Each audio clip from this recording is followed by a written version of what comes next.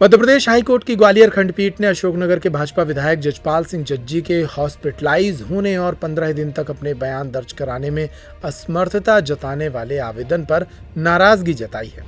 Justice Sunita Yadav ने विधायक के 15 दिन के आवेदन को निरस्त करते हुए जजपाल सिंह जज्जी को आवश्यक रूप से 7 अगस्त से पहले अपने बयान दर्ज कराने के निर्देश दिए हैं। इसके साथ ही उन्होंने 3 दिन के भीतर यानी 10 अगस्त तक अपने गवाहों के कथन भी लिपिबद्ध कराने के निर्देश दिए हैं। दरअसल इस पूरे मामले को समझ लीजिए। भाजपा के ही पूर्व विधायक लड्डू राम कोरी ने जजपाल सिंह जज्जी पर अनुसूचित जाति का प्रमाण पत्र हासिल कर गलत तरीके से आरक्षित सीट से चुनाव लड़ने का आरोप लगाया है।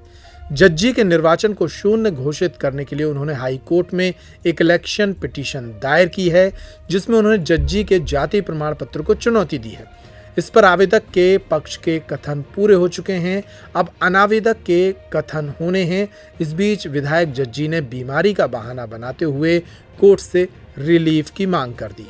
उन्होंने खुद को हार्ट पेशेंट बताते हुए अशोकनगर के लाइफलाइन अस्पताल में 29 जुलाई से भर्ती होने की बात कही, लेकिन 30 जुलाई को वे अशोकनगर के जनसंपर्क कार्यालय से जारी बाल तस्करी से संबंधित जागरूकता रैली को हरी झंडी दिखाते हुए नजर आए। इन तमाम विवादों के बाद हाईकोर्ट ने इस पर कड़ी नाराजगी जताई और उन्हें 7 अगस्त के पहले बयान देने की बात कही है। सुनिए हाईकोर्ट के अधिवक्ता अशोक जैन ने इस मामले में क्या बताया। देखिए, अशोकनगर विधायक भाजपा के जजपाल उर्फ जज्जी, जिन्होंने फर्जी जाति प्रमाण पत्र प्रस्तुत कर वहां पर चुनाव लड़ा, इसके विरुद्ध लड्डू राम कोरी के द्वारा एक याचिका माननीय उच्च न्यायालय खंडपीठ में प्रस्तुत की गई, जिसमें उनकी चुनाव को और चुनौती दी गई, जिसमें वे गवाही हेतु उपस्थित होने के लिए माननीय उच्च न्यायालय खंडपीठ के न्यायमूर्ति श्रीमती सुनीता यादव जी के यहाँ प्रकरण सुनवाई हेतु नियत था, परंतु उनके द्वारा अपने बीमारी का बहाना बनाकर आगामी दिनांक को आने के लिए उन्होंने एक बीमारी का बहाना लगाकर और पेशी पर उपस्थित नहीं हुए, जिस पर माननीय न्यायालय के द्वारा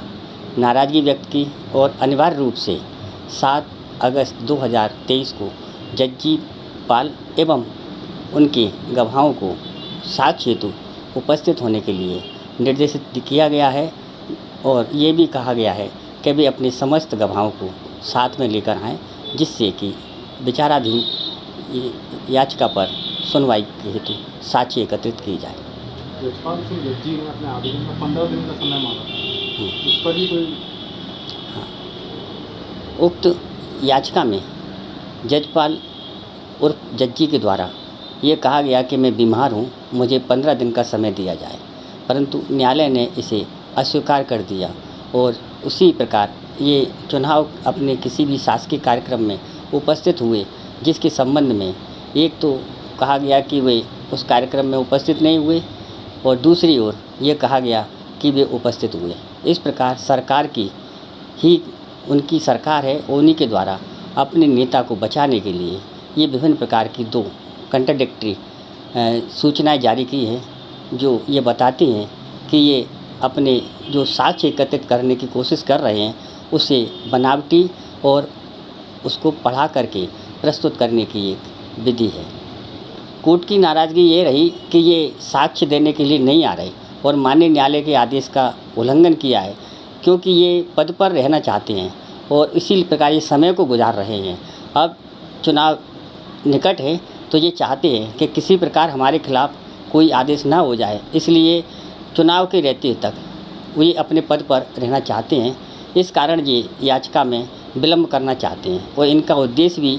अपने पद पर रहकर और भाजपा सरकार का लाभ लेकर उसमें पद पर बने रहकर याचिका को विलम्ब करना इनका मुख्य उद्देश्य है।